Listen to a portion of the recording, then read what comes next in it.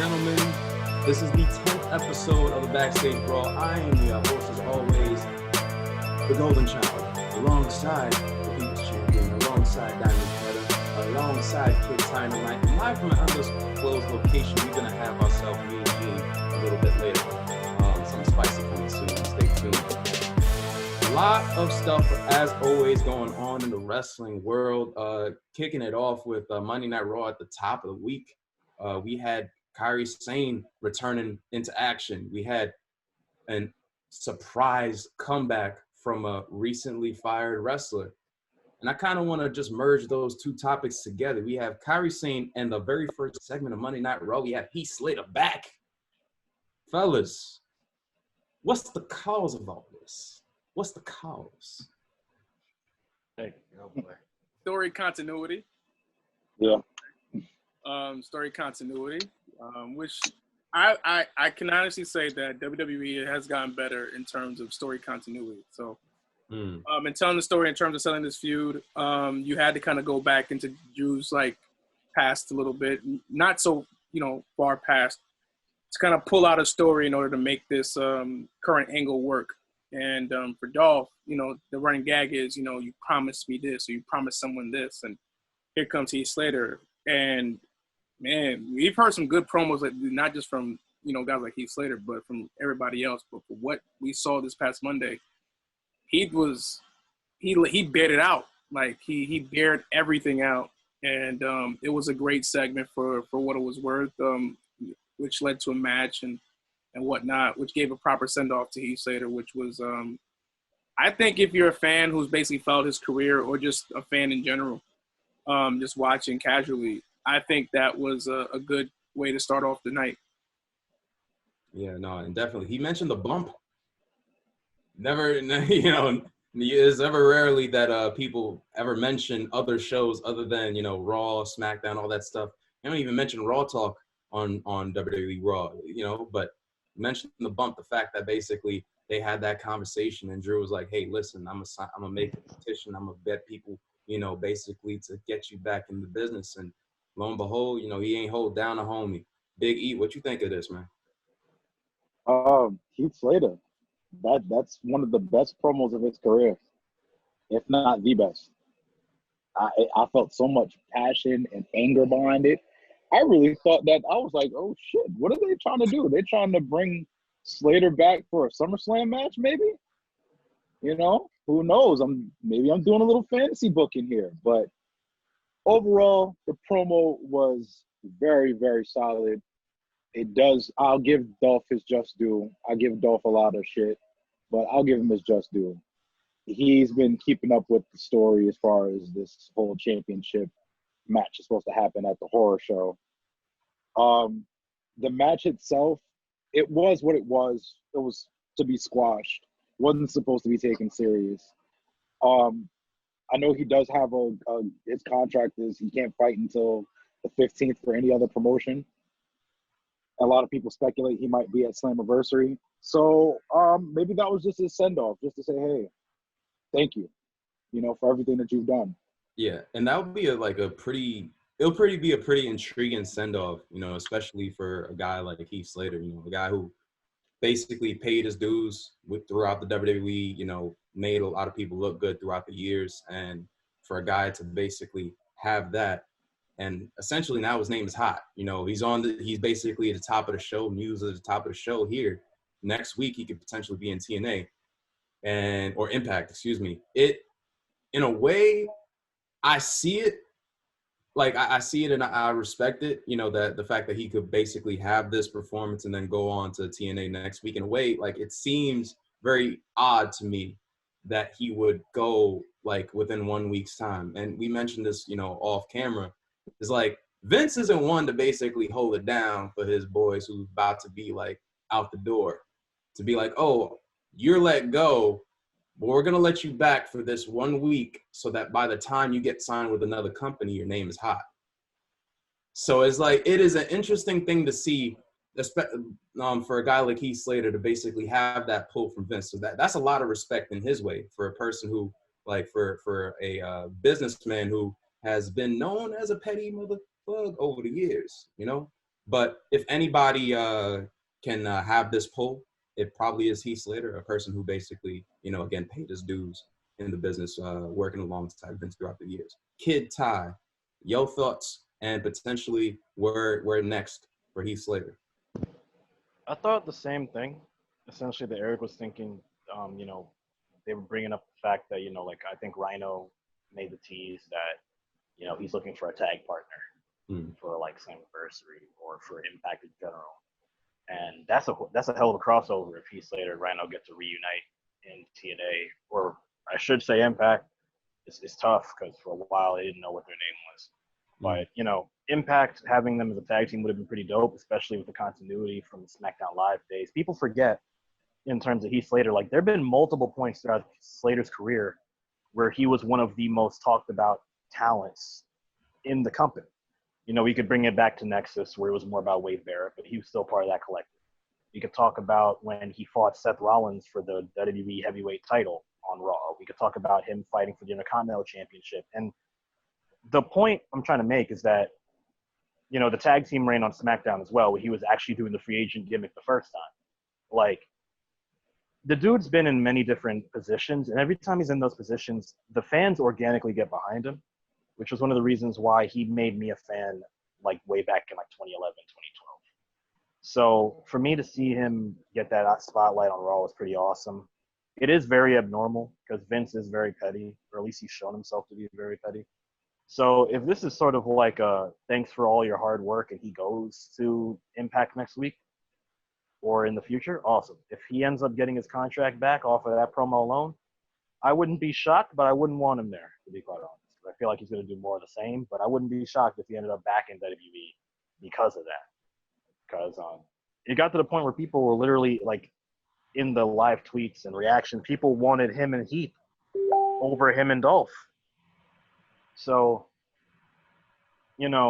especially with the shows being on such a lower level now, you can get away with murder the way these things go. You don't have to worry about investing in ratings every time. So, yeah, it was awesome. It's a good point to mention, the prospect of him being back on Raw, because in some way you can kind of see some parallels with Kairi Sane moving over to the women's division.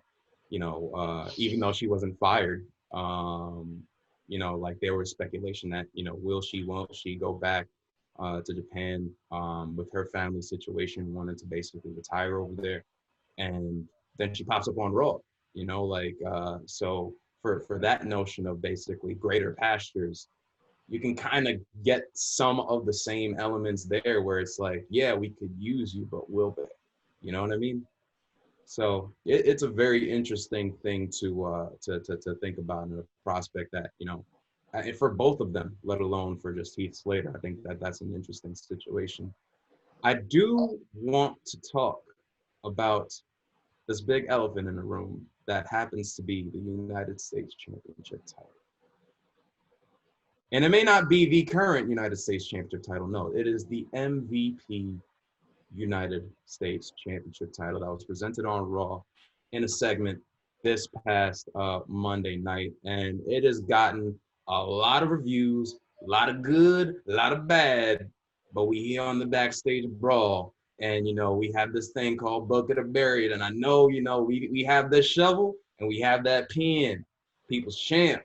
You got the shovel, you got the pen on one side, you got the shovel on the other side. Where you going with it, man? Where you going? I gotta bury it. Look, I respect their intention of, because I know it was been rumored for a while they wanted to change the United States Championship. Yeah. There was nothing wrong with the current one as is, but I know they wanted a new imprint, it's a new era, and the fact that it was the last Ruthless Aggression title that was that held on to for the last 18 years now. So it's a very it's just one of those things that just makes you think, like, wow, like, it's still that long and now you want to change it. But I get it. It's a different era, and I know fans want to have their version of what makes them hold on to this era as their favorite and so forth, and moving forward into the future. But I didn't like the way it looked. I mean, I'm not sure if it's unfinished or what it was. I mean, I get their idea about it. It's just, it's just, It's funny. I need the yin to your yang, because on our basically live chat, our messenger chat on Monday Night Raw, we happen to have a person who advocated for it. He is, again, from an undisclosed location, and like the heel he is not currently readily available for the Backstage Brawl live pod. But Big E, your personal thoughts on this? Agreeing with my partner, man. Got to bury it. Listen, the title itself, I don't know. It's just the design throws me off. I don't know if it's the words. I don't know if it's the gold plate. I don't know what it is. He doesn't like the font. It's like the font is too big, then the gold plate is too big, and it just doesn't look right to me. I saw whatchamacallit, a GIF, and it was a reach, but it was a GIF of a mushroom symbol, if you know what I mean, on the belt. Yeah, like in the middle of the belt, there was a mushroom symbol, more or less, that was on it. I was just like, is it that bad? Like, I got a reach like that? I'll say this. Yeah. The Intercontinental Championship, it doesn't look good either. I don't like the way it looks. AJ Styles makes it look great. I don't know what it is about AJ Styles and title. I disagree on that. He's phenomenal. You can't. He makes the title look good. But MVP putting that United States Championship on Monday Night Raw, I expect better from MVP. I expect better from you.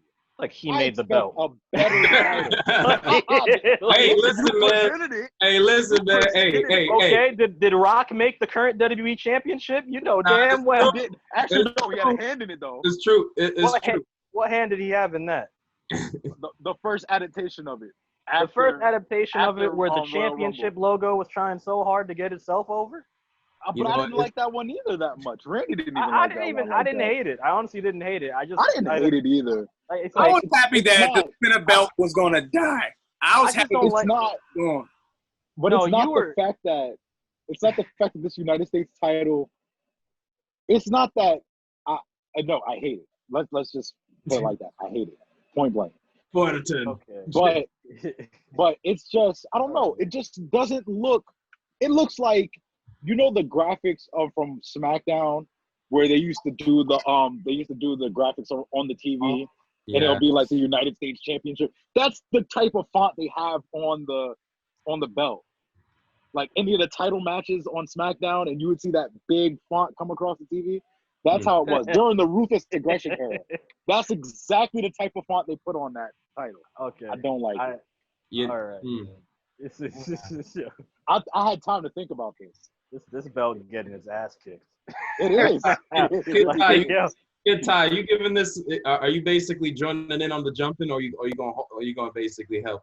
I'm gonna have to say like 7 Hail Marys afterwards, regardless of what I say, because this belt didn't even stand a chance. Like, it's like, are you giving your opinion? I don't know. Like, I'll tell you this much. I'm not as like, again. I'm in between. I am too.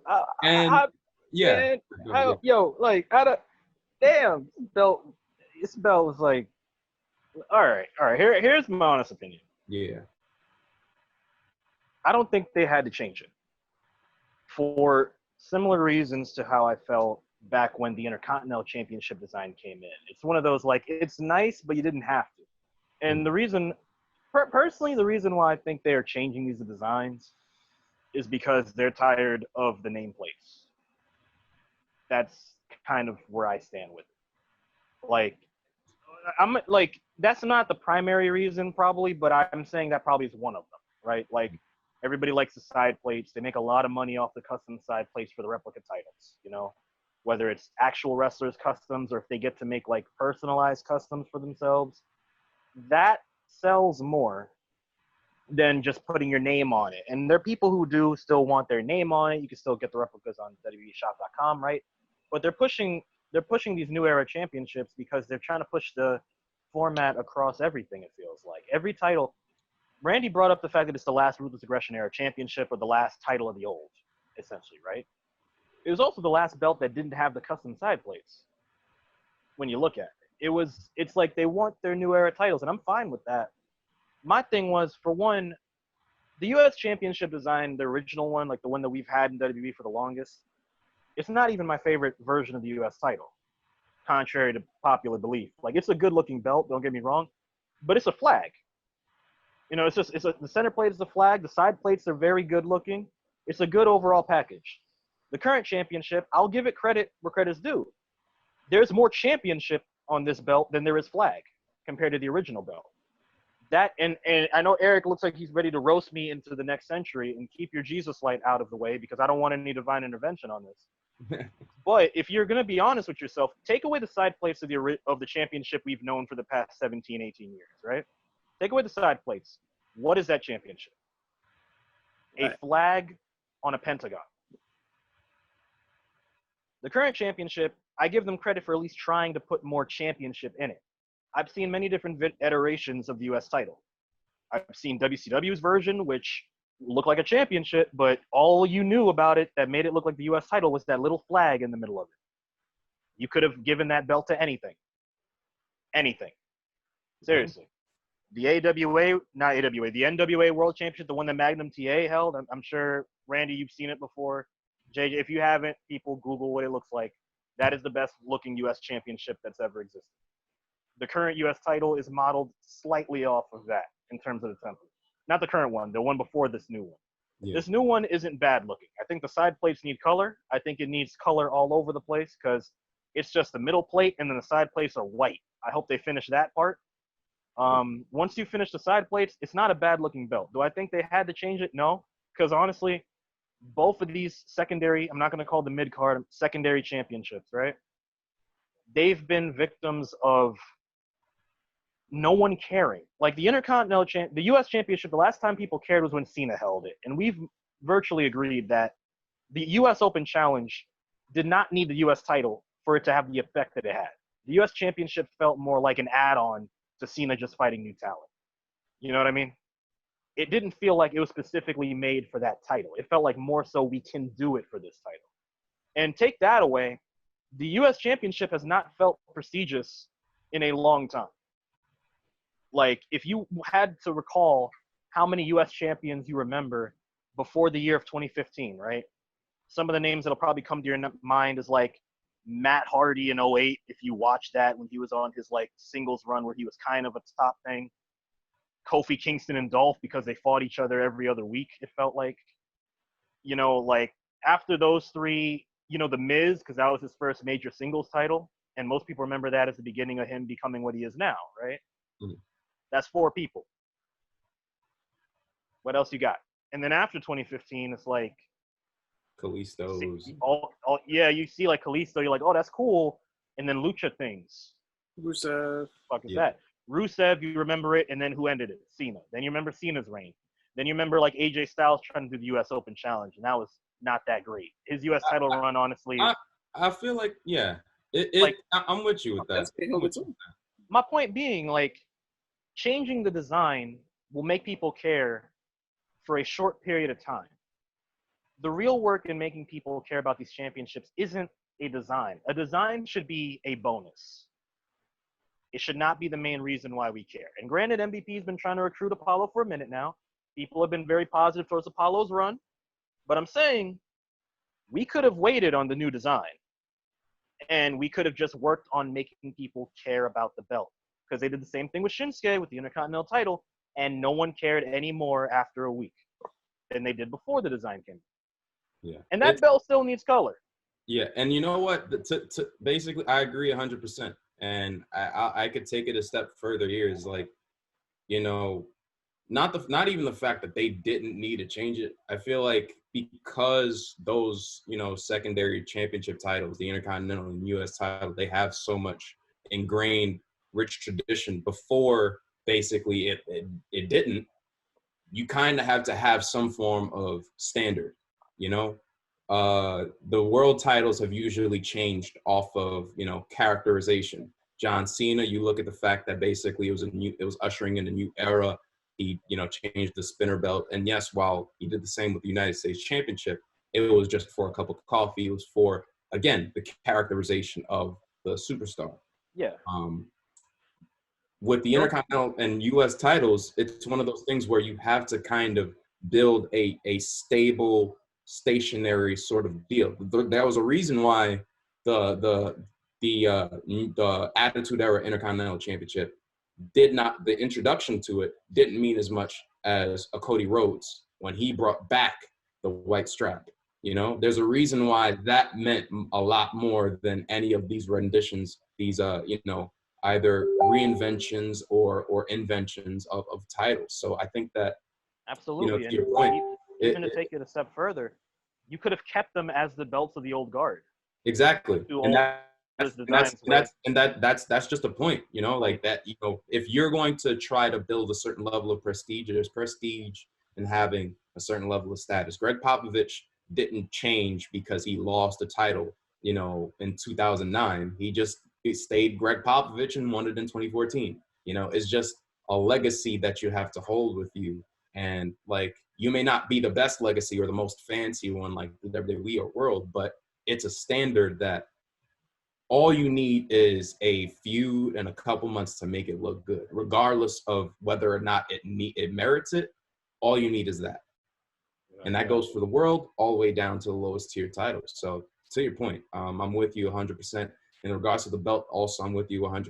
It's one of those things where I compared it, to like, we all have consoles, PlayStation, Xbox. I compare it to the first rendition of the next gen console. You get the first, they basically prop up the next console. You get the next console, the first edition of it has bugs, has those certain things that you're just like, why isn't it backwards compatible? Why is it this? Why is it that? And then they fix it up 6 months down the line and you're just like, oh, it's cool now. Similar to the WWE Championship now. So it's one of those things where you kind of have to just don't jump on it and be like, hate it. I will say that, that as far as hating it, I don't hate this design. I think the design's fine. I think that you could switch the words and the eagle in terms of their placement. I think that would make it look a little bit better. Yeah. You can still experiment with it, fix it up. Like, we have time. My thing is, like, it's not the worst. Color. No, but, like, a color. Well, add color to the side plates, please. But my point is like, it's happened. They're going to go with the new design. Yeah. Make an impact with the new design and everything in between.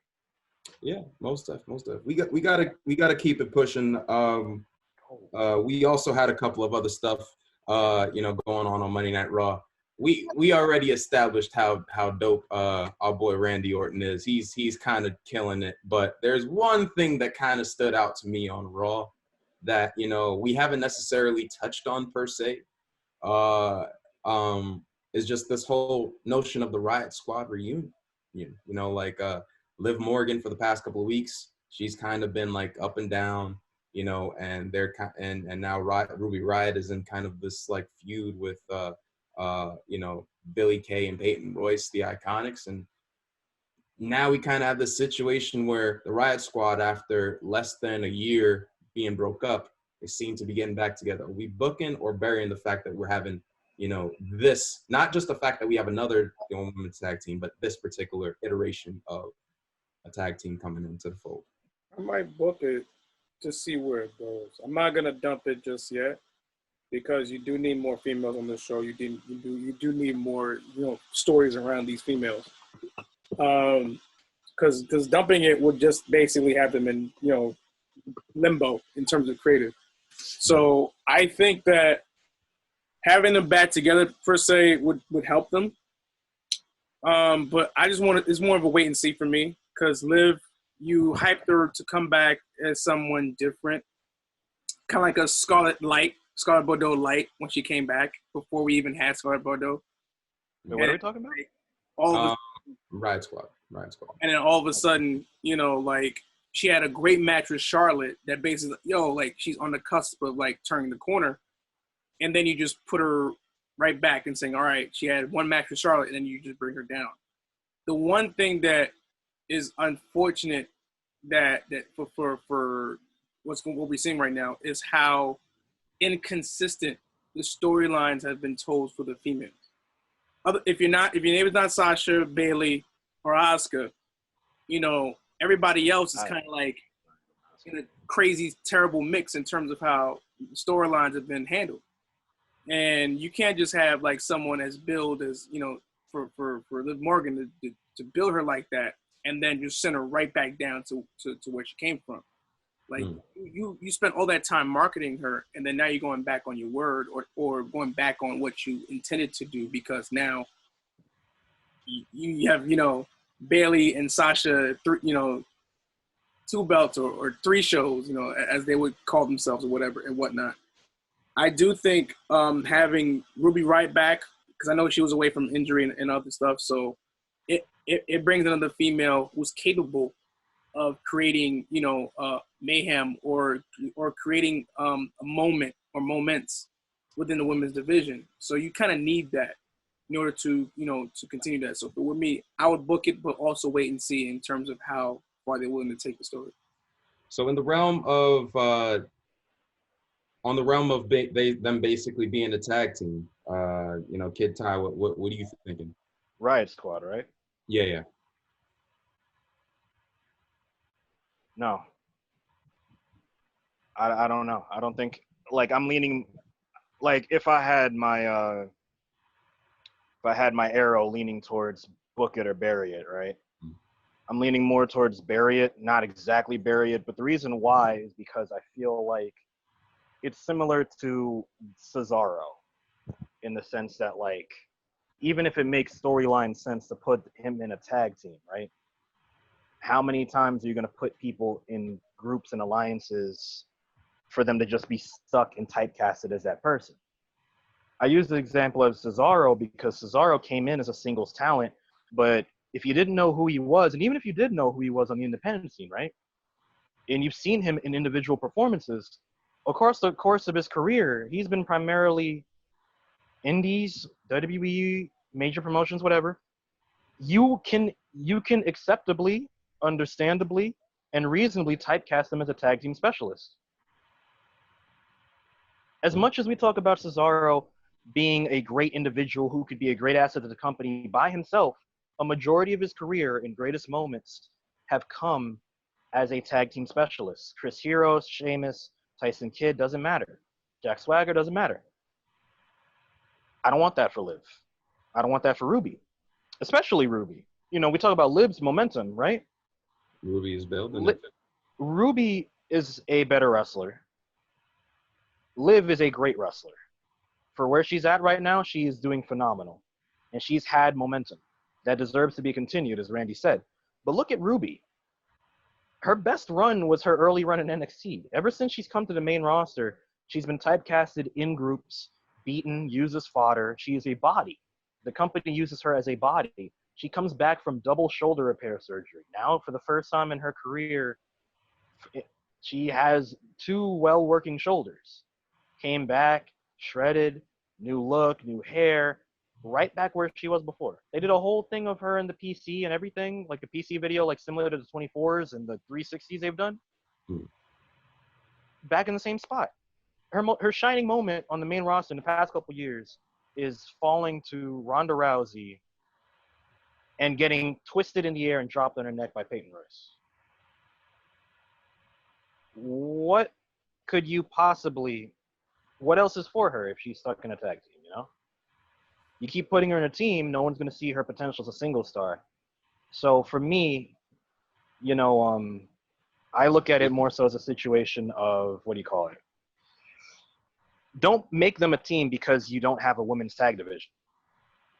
Don't make them a team so they could just be a body for these ongoing alliance storylines. You know what I mean? Yeah. Ends to the mean and means to an end. And you know what? To be honest, I'll be back. I kind of fall under that, realm as well. You know what I mean? In regards to Ruby Riott and Liv Morgan, because like when you just look at their careers, it's kind of like will they, won't they? Will they, won't they? We had this issue even though we appreciate them, you know, Sami Zayn and Kevin Owens, you know, where it's like, you know, I could be a single star, but for whatever reason, because of circumstance, I can't survive. My character can't survive without having this, you know, crutch on my side. So to a certain extent, I would love for them to get exposure. But after that, you know, I usually, you know, looking toward the future, 6 months, a year down the line, you want to see if they're going to be a tag team. Will they be a tag team that will be reckoned with, or will they be another, you know, Breezango, another Cesaro, and etc., another, you know, things of that nature. Big E, last word, bro. All right, I'm back. I'm kind of half and half on this because, to Ty's point, Ruby Riott is the better wrestler out of the two. She is building momentum. They started with Liv, and I guess they kind of just pulled back. But I would honestly like to see Ruby Riott gain momentum and challenge for the Raw Women's title. I would love to see that. So I'm kind of 50-50 on it. I understand that they need someone to take the belts off of Sasha and Bayley. I think that's probably going to be Lana and Natalya, if anything. But as of right now, nah. I would want Ruby to be her own identity. I don't think she's ever had her own identity, just her by herself. Yeah. And that's basically the biggest thing, you know, like, again, you could go back to all of those examples of those like tag teams that basically split up and came back together. Sami Zayn, Kevin Owens, these guys, two different personalities, but at a certain point, you know, when they come together, it's like, you know, this is your personality. NXT, Sami Zayn, and Kevin Owens, Sami Zayn, but NXT, Sami Zayn, and you know, main roster Sami Zayn is two different people, at least up until this past year. Ty, last word, and then we moving on. What's up, brother? To that point, WWE seems to do that a lot, especially with the women's division, where in general they like to bring Natalya is another one. My bad. Natalya is another one. Fucking yes, like they like to tie in those like old storylines when it's convenient, and you know, we actually recently saw that with Kyrie coming back, which was awesome to see. And they found a way to make it work on Raw with Kyrie coming back in a baby face, more of a you know, you feel for her type of role versus where she was before, kind of being more of like a sinister witch comedy act type thing that she's had in the past. So, you know, they can make it work. But to leave off on this note, I just want to say this: when it comes to the women's division, you've made a lot of mistakes.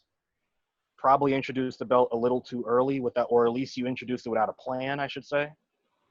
You have to, if you really want people to care about those titles or any of the belts in the company, because you're doing a lot of like cross promotion and you're trying to like hide, you're trying to cover giant wounds with small bandages, in the sense that you're trying to make up for the fact you don't have a lot of star power right now, right? While it might be exciting in the short term, if you don't have a long-term plan to build upon, it's not going to result in anything other than it being like a hot moment. Even if you want to do these short-term, like, you know, hype things, or even if you don't, at the end of the day, you still have to grind and work on your core. And you have enough talent that you could do that with. Liv Morgan can be a great babyface or heel based on how she is right now, right? You can build Ruby Riott as that you can basically put Ruby in the position Paige was supposed to be in. You can take people like Mickie James and have them be in that veteran position. You have a lot of talent. And in this case of the women's division, the fact that you have been messing up so much with Raw and SmackDown, and even to an extent NXT's had its issues recently too, you wonder why certain people want to leave beyond the regular reasons they want to leave, in the case of a Kairi Sane, or at least it's been a thought in her mind. So you still have to grind and fix the division. You can't just cover up everything. It's something definitely that, you know, they should, you know, take a keen look at, you know, with all the divisions, to your point.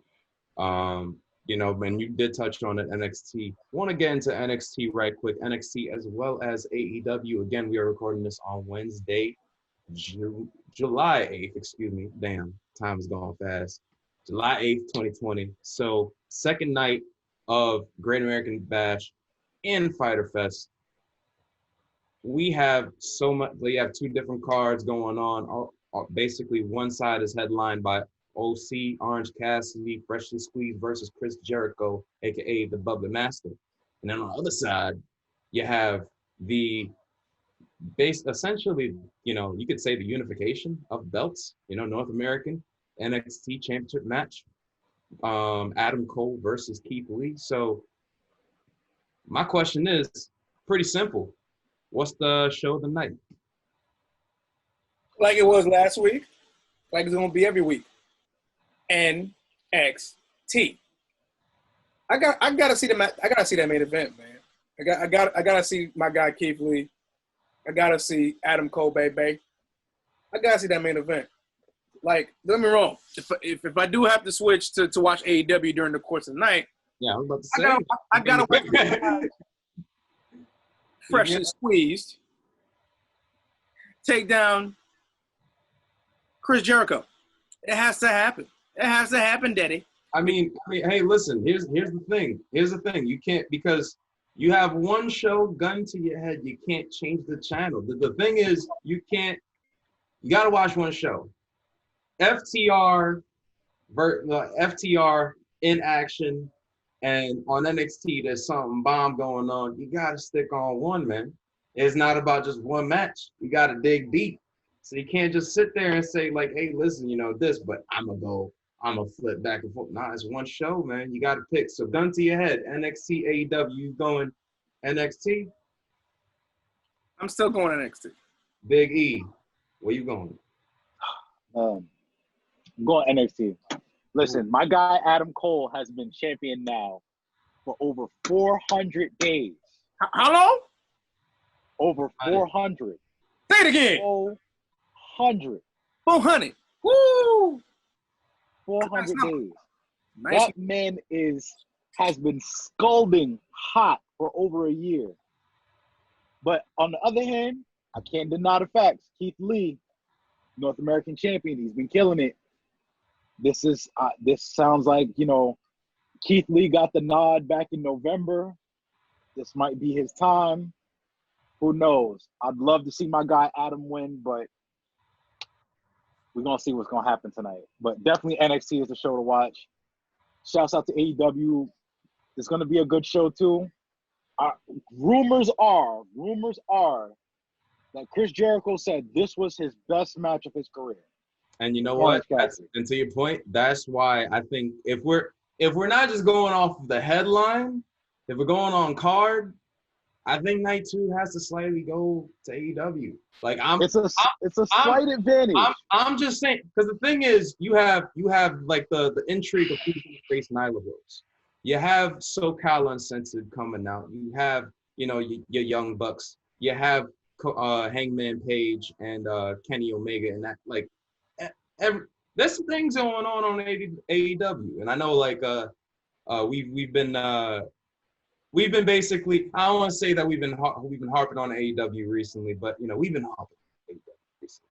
I know they have a lot of flaws going on, but card-wise, especially with the intrigue of what's going on with Colt Cabana and the Dark Order, with the intrigue going into FTR in their first pay-per-view, there's a lot of things going on with AEW. So while I like myself the NXT main event, if I'm looking at the totality of the card, I may be the lone person out. I'm going to go AEW. What you say, Kid Ty?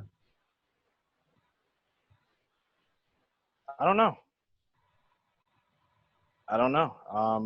Gun to your head.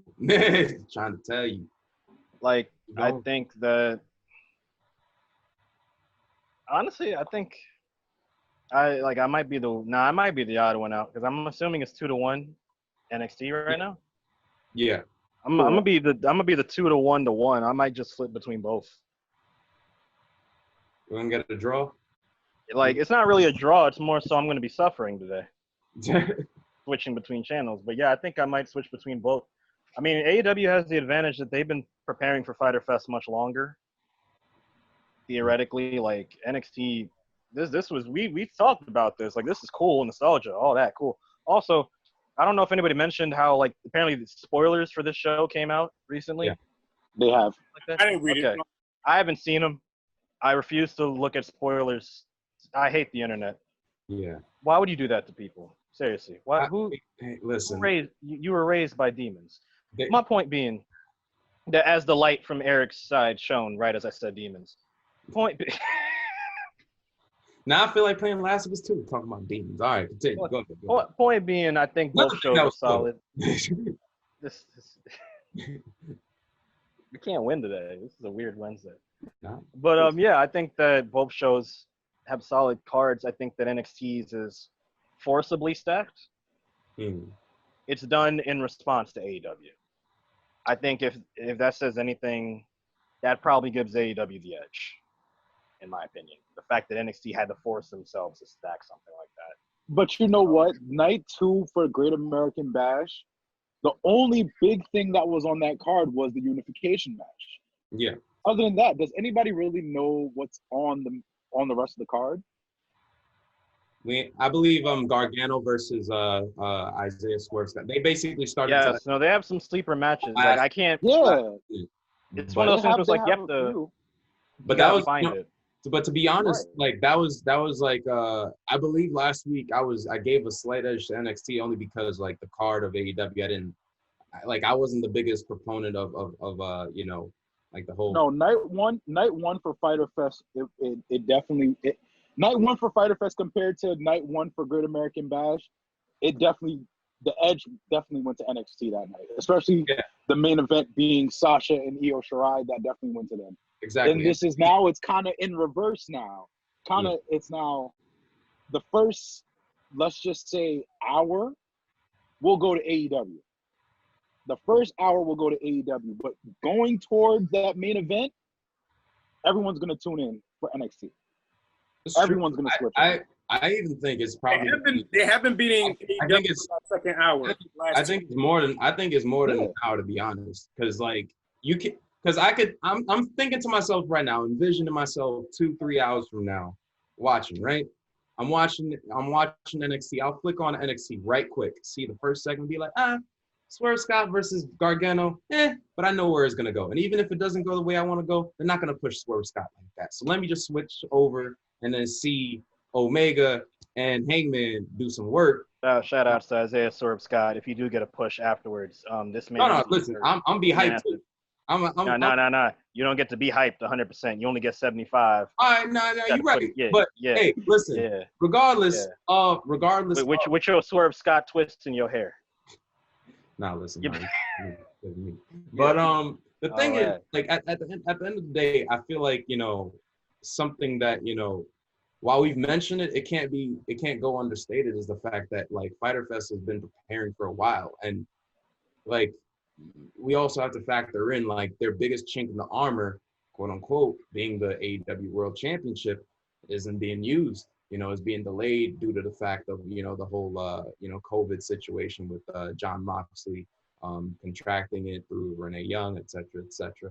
Wanted to touch on that real quick because, you know, last week there was some shots fired at, well, there's always going to be shots fired at WWE. But Taz came at your boys. Said essentially they were running like headless chickens trying to control this COVID situation. And Biggie, you broke it on our chat. So just touch on it right quick, man. Because we all know he was right, but just touch on it right quick. I mean, we all, like you said, we all know he was right. Yeah. If anybody didn't see it, who watches this, quick rundown. So Taz comes out with Brian Cage. He basically cuts a Taz-esque promo, which Taz has always been one of my favorite promo guys, very underrated. So basically, he takes a shot at WWE saying that, you know, they didn't handle this virus correctly and how they're testing their talent. But who didn't know that? Who in their right mind okay, Vince didn't know that. But who in their right mind didn't know this from the outside looking in? It was horrible. Basically, they did what basically they're doing at my job. They take the baby thermostat, put it to your head. Oh, your temperature's 90-something point. Did you have any Symptoms? No. Okay. Have a good time. Enjoy the show. Here's a mask. That's basically what they did. They didn't do anything else. They haven't been testing talent.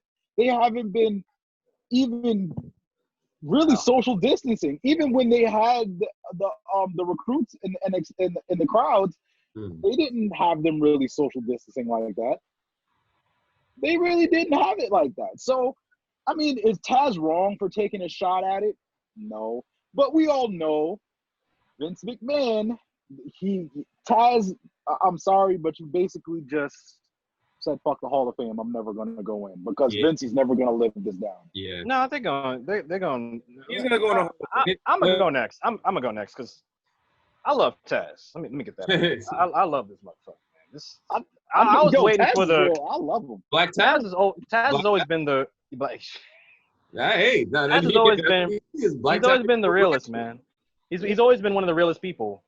I was waiting for the COVID beat me if you can, survive if I let you line, because I had a feeling he was thinking it. That's just how Taz is. But is he wrong for taking the shot? Yes, because morally you shouldn't take shots at certain people. Was he smart for taking the shot? Yes. It fit too well with the it fit too well with the promo. One thing that, AEW took a shot on that WWE didn't was the fact that they mentioned, COVID exists. Yeah, like it's not like, oh, wait, why are we in the performance center? Because we wanted to. No, it's like everybody knows why the stuff's happening the way they are. A lot of these no people gate, to take a term from Stardom, and a lot of these like quarantine shows, we've been talking about the problems for a while.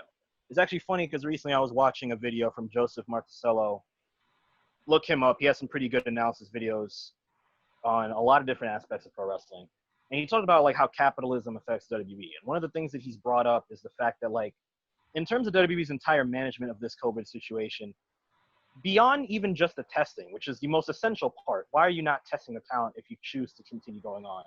The fact that it's been deemed an essential business, the fact that it seemed as though they gave a bribe to the entire state of Florida. Yes, the entire state of Florida to be deemed an essential business. The fact that Vince McMahon is it's gotten to the point where they're even thinking about having people, because there's some travel bans in the Northeast right now. Yeah. Like people can't get in. They're thinking of having talent go through Philadelphia to get into New York because we're not allowing people to fly into New York right now with COVID. Like the fact that they're going through all these hoops, and it's sort of like, if I could give an analogy, because I'm not the best at them, but I think this one fits. It's sort of like when your mom or any of your guardians get on you for why did you not do your homework and why did you try so hard to keep that away from, like keep that secret from me? Like it's like you will jump through hoops and valleys just so you don't piss off your guardian, right? Yeah. Because you didn't do your homework, and all that effort could have went into just doing your homework. And that is essentially what WWE has done. And I'm not mad at Taz for taking the shot. Because it's not as, technically WWE took the first shot with Sami Zayn, mentioning AEW and all that. But if you want to go by tally. But even so, it's like, it fit the vibe of the promo. It got people talking. Yes, it was disrespectful. We're not denying it was disrespectful, but it was a very well done, well woven promo. Yeah. And at least AEW has the balls to admit the pandemic is happening and use it in a way where they're not exploiting the pandemic, but they made it work for the narrative of that promo. WWE's only mentioned the pandemic in terms of like charity work. They've vaguely referred to it in the WrestleMania like previews that Stephanie did, and Triple H has done, and some of the pre-show analytical stuff they've done in the control room and stuff. WWE wants to convince you that everything's still going on the way it has. And recently when they started adding the crowd, because I know they've had plans to do it even before AEW did, but after seeing how successful AEW did it, there hasn't been social distancing like what Eric said. There hasn't been measures taken. They've basically tried to return to normalcy within quarantine, which is like an oxymoron. It's kind of like, it's crazy in itself when you really think about it. It's like trying to be normal within a quarantine. It's like it's either one or the other. You have to wait to get to normalcy. And every company is at fault right now. Shout outs to New Japan for waiting as long as they did to start shows again, right? But at least AEW can say, right, like even Tanahashi in an emotional speech said, I don't want any sport, I want every other sport to come back except for pro wrestling right now. Or if it has to go down that way, I want pro wrestling to be last. And, you know, there are levels on the spectrum of who's done it the worst, because everybody's at fault for doing this and putting the talent at risk. Let's get that out the way. This ain't a WWE did it better, AEW did it better by basics, right? But in terms of going along with the sin, AEW has been a lot more responsible about it. Yeah. So you can't fault them. You can't fault them. Taz, that was a great promo. You put too much emphasis on your P's, and it's great. Hey, listen, Brooklyn dude, Black Italian. He definitely knows what's up, and especially you know, speaking about a situation that you know is going on rampant, you know, that it's a dope thing for them to bring up, something that the WWE hasn't been able to do. Another thing that they haven't necessarily brought up on you know, TV has been this crisis as it pertains to this whole Me Too movement in the WWE and in all of wrestling, the speaking out scandal. And you know, before we actually came on, there was news in regards to Matt Riddle speaking his piece, and you know, this coming ironically enough the same day as like news that Vince has seen him as a younger version of Shawn Michaels. Just a lot of things Matt Riddle wise. So before we even get into SmackDown as it pertains to like what we need to watch, as it pertains to Matt Riddle, I want to bring it to Big E because I believe it was Mean Gene who saw the video, put it on the chat. You saw the chat. I mean, you saw the video. What is your thoughts on that and basically the comp that Vince had? Well, I'll address the video first because we all know how I feel about Matt Riddle. Yeah. The video with the whole speaking out movement going on right now, he's, if I could be wrong, but I think he's one of the only people that actually came out and was like, yo, this never happened. This is not me. This is not who I am. You know, I've never even sexually abused anyone or assaulted anyone in any kind of way. So in that way, in that sense, I saw the sincerity in his voice and in his face and how he was. I really believe that Matt Riddle, you know, he's not like that. But, you know, it's something even I said last night to somebody at my job. I work overnight. Sexual harassment can be anything. It doesn't necessarily have to be you touching somebody. It doesn't even necessarily have to be you making a sexual slur at somebody either. It could just be your honest opinion on something, but they would deem it as sexual harassment. Yeah. So we don't necessarily know why his name was underneath there. We don't know what allegations are against him, whether or not he touched someone, whether or not he said something. We don't know. But the thing is that, especially in this day and age in modern society, with sexual harassment, any one little thing can be taken as you're doing too much. So it's like, it's just to say if you were to speak out on somebody of their sexual preference, like, we'll be like, you know, oh, you'll say something and you'll be like, oh, that's gay. Like, they would take offense to that because it's like, what does that have to do with my sexual preference? You know what I'm saying? Like, you're using my sexual preference as a way to make a joke. And it's not like that. It's just, I'm just saying something is gay. So it could be anything. The next thing now, the whole Shawn Michaels rub. Yeah. Listen, Vince has said some outlandish shit. Yeah. Like, it just happens every year. Vince just has to say something outlandish. This is outlandish of outlandish. This is like, you see Matt Riddle as a young Shawn Michaels. I see Matt Riddle as a RVD, which we all see. That's who he is. He's not as explosive as RVD. He doesn't have as much hype, but his attitude, his demeanor reminds me of RVD. Shawn Michaels, you can even chalk up some moves. Yeah, I don't, honestly. Yeah. I don't think the Shawn Michaels thing is that far fetched in exactly. terms of. Yeah, I was about to go with him. Yeah, you know what? No, let me be real. Yeah. The first comparison I've ever heard of Matt Riddle was that he looked like one of the Von Erichs. I think it was Kerry. Yeah. And I was like, yeah, no, you look like a Von Erich. You do. In terms of a modernized comparison, RVD's pretty close. Like that's probably the closest on the spectrum you can get to it in many facets. But in terms of Shawn Michaels, the thing is we're normalized as fans to be like Shawn Michaels compared people have to be like uber athletic, long mane of hair, uber charismatic, what do you call it? Innovative with their high flying, like John Morrison, Dolph Ziggler, AJ Styles recently, Jericho, like a lot of people. Testament to Shawn Michaels' legend, man. You got mad kids. You just like your father, Rick. You got mad kids. But Matt Riddle, in terms of just personality, and the long mane, yes, I can see it. I mean, like honestly, in his personality, he's so carefree, like Shawn. He's high or acts high all the time. You know what? And can I add on it? The fact that we're even having a conversation of him being in the Me Too movement, that is Shawn Michaels-esque. Low key, off of the stuff that 90 Shawn Michaels would pull.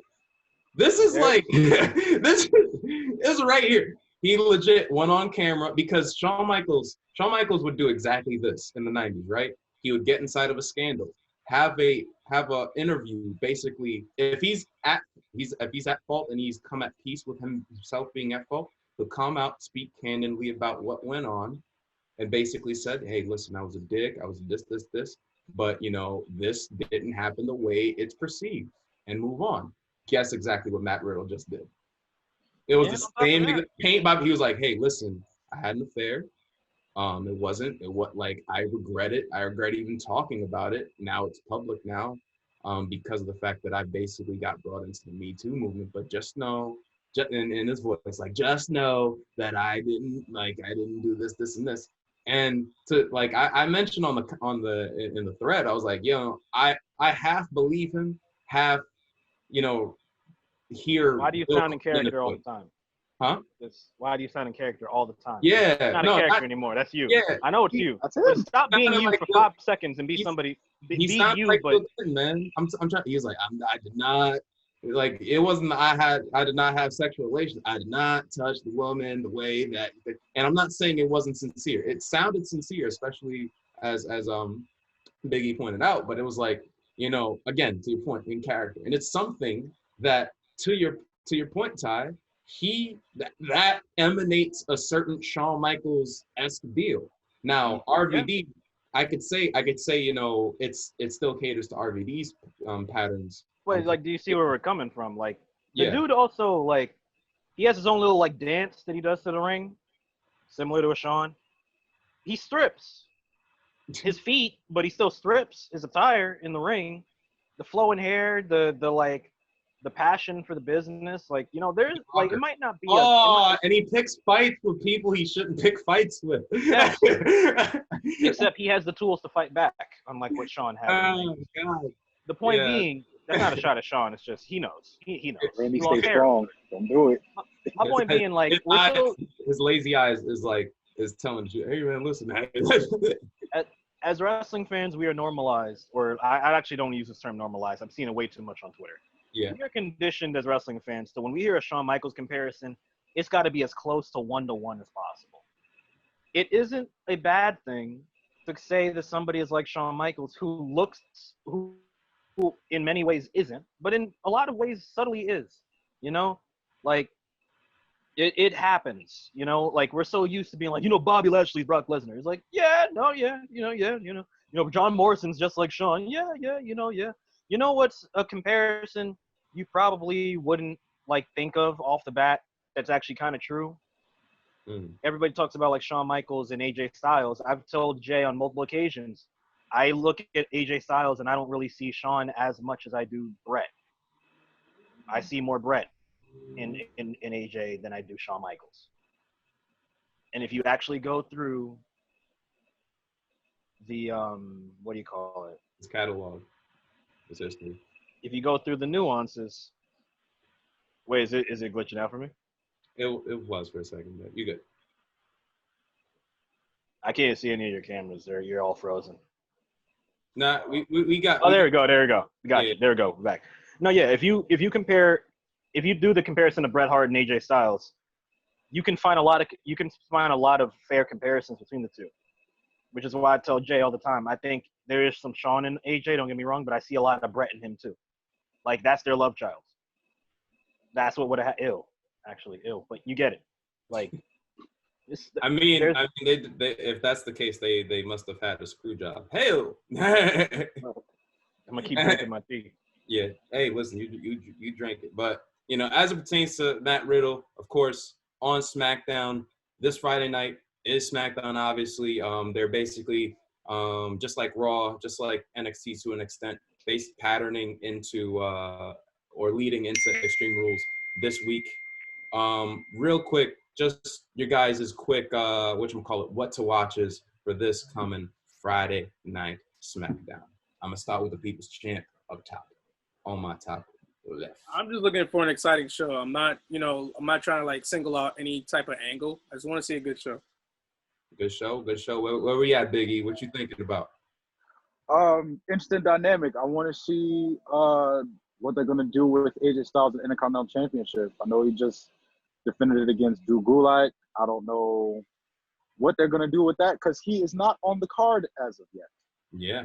And hey, listen, the first hour of SmackDown, last week was like John Morrison and Matt aforementioned. It was something, and then they just led right into Drew Gulak versus AJ Styles. So it's something could be said. Hopefully we get a good first hour just like we did this past SmackDown. Kid Dynamite, we rounded out with you. What is your must-watch on Friday Night SmackDown? I like the dramatic pause. You're drinking the tea. It's like, this is a good-ass tea right here. What you thinking, man? I don't know. Roman, Hardy, no. Hitting somebody over the head. I don't know. Like, I heard there's, like, with the COVID situation, I hear there might be some interesting, like, situations with SmackDown this week. Like, they might have, like, more reruns of stuff. Yeah. Like, old matches and stuff like that. So if I had to take a guess, we're probably going to see a lot more of the major angles or more major angles covered on this episode than, say, major and minor. Mm-hmm. Yeah, if that's the case, yeah, I'm more invested in the Intercontinental Championship and why AJ is 3 tones of blue than I'm currently with Braun.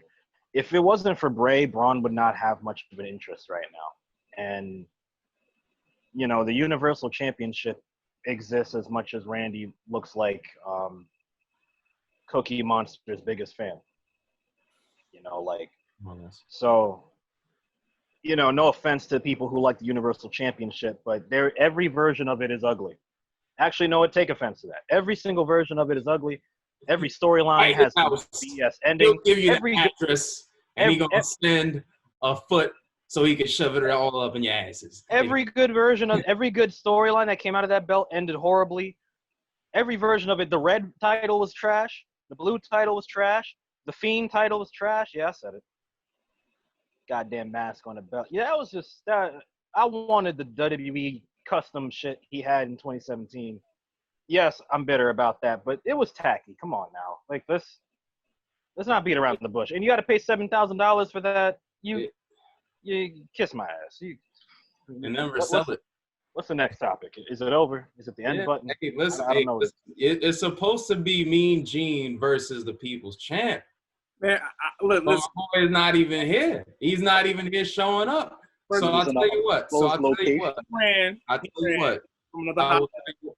I'll tell you what. When he is free, right, we're going to round up the troops. It's going to be People's Champ. It's going to be Mean Gene. And they're going to get it on. They're going to get it on. It's going to be to one fall finish, right? Pinfall, submissions, disqualifications, countouts. We're doing all of it. We're doing it here on the Backstage Brawl. I am the Golden Child. That's the People's Champ. That's Diamond Cutter. That's Kid Dynamite. Wow.